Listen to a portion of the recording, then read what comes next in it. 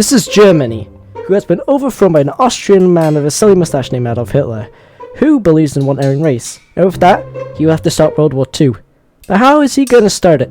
Well, he's going to have to get some allies. First Italy, which, yes, in real life were absolutely horrific in World War II, are more buff this time.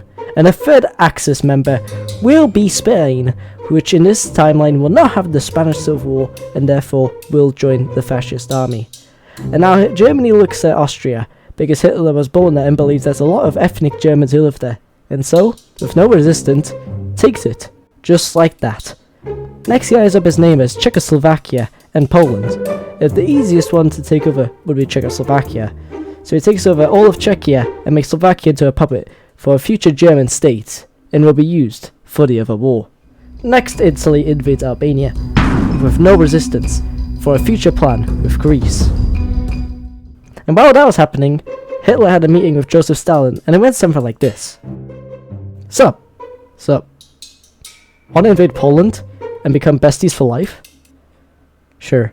And that's what they did, stunning the West, as France had a Franco-Polish alliance with Poland, meaning that this is the first interaction of World War II.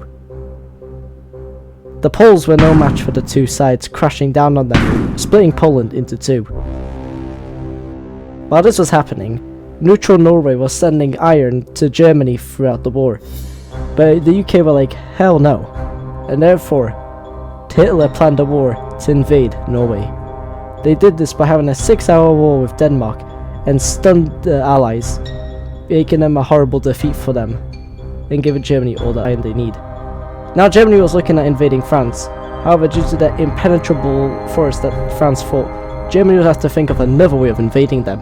This was done by invading the lowlands and forcing with the three Axis members, making Vichy France, which is a way of showing that France are now in the Axis, making the UK feel alone.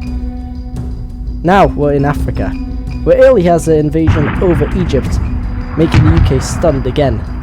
Next in Ethiopia, Italy goes back and beats the UK again, with Nigeria and other regions of Africa also being done, giving the Axis tons of resources. And while this was happening, Japan, another Axis member, recently invaded Korea, giving them tons of global resources that they've needed after the long trading with America. Next they developed there, and with China, they were able to stun all over the side in Asia, giving them a brink of the empire. Back in Europe, now we have Germany convincing Hungary into signing the contract of bringing them into the Axis. Same with Romania, after they were stunned and had annexed by the Soviet Union, part of their country which was now Moldova. Next they persuaded Bulgaria, and then Yugoslavia, however their government was overthrown, making them against the Nazis, and so they had to invade them with force. Next they persuaded the Finnish. After the Finnish War, they felt defeated. Now the Turks. After World War I, they wanted back their land. Inevitably, they went together to invade Greece. Now, Hitler's plan to invade the Soviets. With the Turks and the Finnish and the Germans, it was inevitable that it was going to be won. The Finnish went over Leningrad, fought really hard by the Soviets, but was not enough to go against the Siberian front of the Finnish. Next the Turks against Stalingrad, which was defended very well. However, when surrounded with the Caucasus regions of oil, it was inevitably lost. Next was the three fronts going against Moscow, which was inevitably going to be won by the three Axis members, which made Stalin surrender and go out of the war. Next was the Battle of Britain. But first, we have to see what Japan had been up to. They continued their war against China, pushing them even further to the west, and through this were able to open the borders between Vietnam, Laos and Cambodia, sweeping by them with no resistance. Next they had a sneak attack against the Philippines, which went very successful. Now you may be wondering, why are they not doing Pearl Harbor? Well, that's because Pearl Harbor was the reason why they lost the war, and inevitably made the Axis lose. Now back to Europe, the Battle of Britain, the war that Germany had been all waiting for.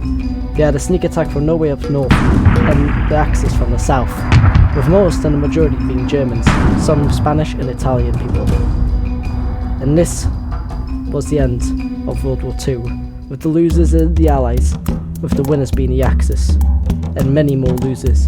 It had been evident that the Axis winning would lead to more losses than the Allies, as they would do more terrific things that would be horrible for the poor civilians, making this an unjustifiable war, giving Hitler his dream to come true.